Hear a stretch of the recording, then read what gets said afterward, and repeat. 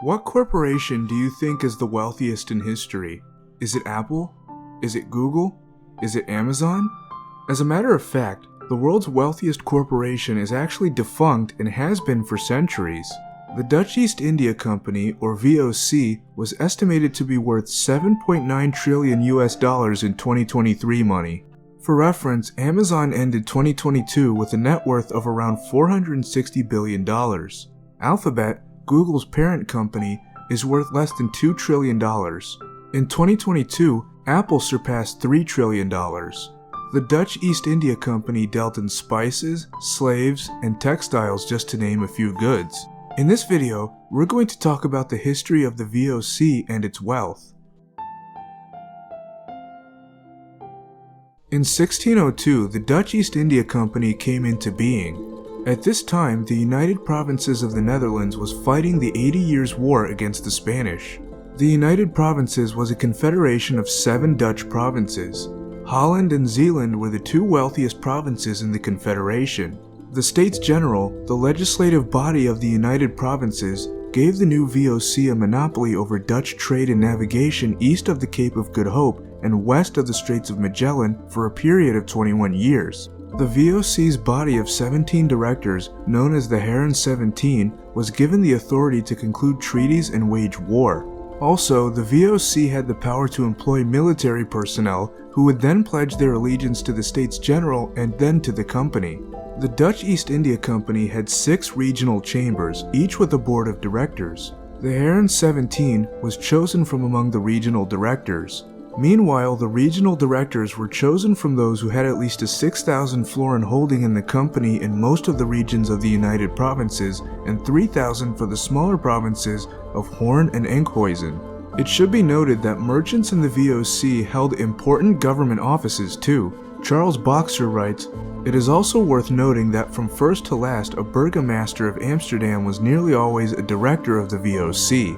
Although Spain and the United Provinces were locked in conflict, the Dutch focused far more effort against the Portuguese colonial empire in Asia. However, the Dutch did unsuccessfully attack Spanish holdings in the Philippines and in present-day Indonesia. Like other European powers such as Portugal and England, the VOC built quote-unquote factories or forts to protect their commercial holdings. The Dutch built these factories as a means of resupplying their ships and for their own security. From the first decade of the 17th century onward, the VOC was on a mission to secure a spice monopoly in the Moluccas.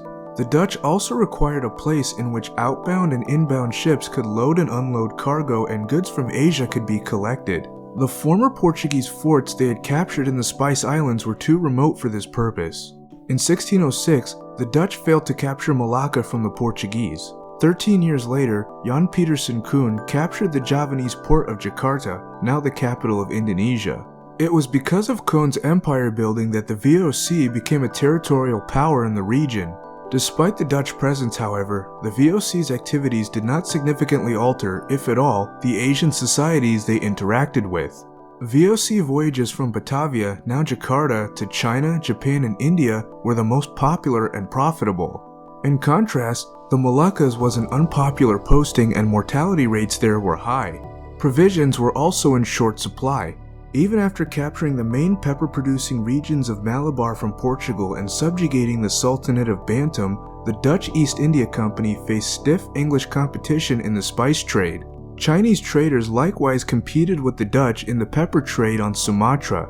It was the Chinese who stopped the VOC from securing a monopoly on spices in Borneo in the 1700s. During the first half of the 17th century, the VOC primarily traded in pepper and spices. By 1700 though, Indian textiles and cotton goods as well as silk goods from China, India, and Persia had overtaken pepper and spices. By the 1740s, the English in Bengal had surpassed the wealth of their Dutch rivals in the silk trade. Coffee was another important good for the Dutch East India Company. Cultivation of coffee and sugar in Java was especially important in the 18th century.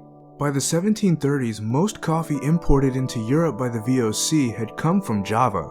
By the second half of the 18th century, the VOC was in decline. In 1799, the Dutch East India Company was dissolved.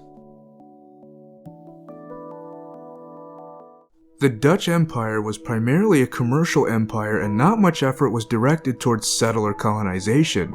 First off, the VOC instituted draconian limits on quote-unquote settlers, such as restricting trade in certain commodities and restricting the acquisition of gold by settlers.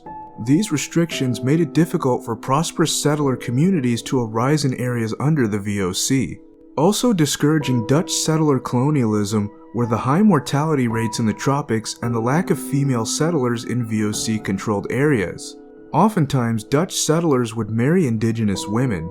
Additionally, Dutch settlers in VOC-controlled areas often did not stay for more than a few years. The most notable people group who descended from Dutch settlers are the Afrikaners of South Africa.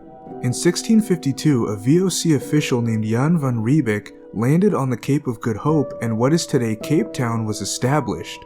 In the 19th century, these Boers, or farmers, migrated further into the southern African interior. The Boers fought against local African tribes, most famously at the Battle of Blood River in 1838 and later against the British toward the close of the century. Afrikaner nationalists controlled South Africa for much of the 20th century, putting in place the racist system of apartheid.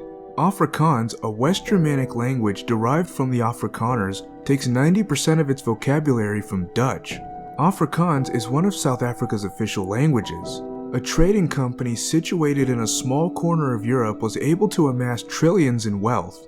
In spite of this, however, the Dutch Empire did not leave as deep of a mark on the people they ruled over and traded with compared to the English or the Spanish. Still, the VOC, and by extension the Dutch Empire, shaped European commercial life, and it was through the extensive Dutch global trading network that Europeans consumed a plethora of commodities from faraway lands. What do you guys think? What do you think was the VOC's biggest achievement? What would the world look like if Dutch settler colonialism was more widespread? Let me know in the comments. Thanks for watching.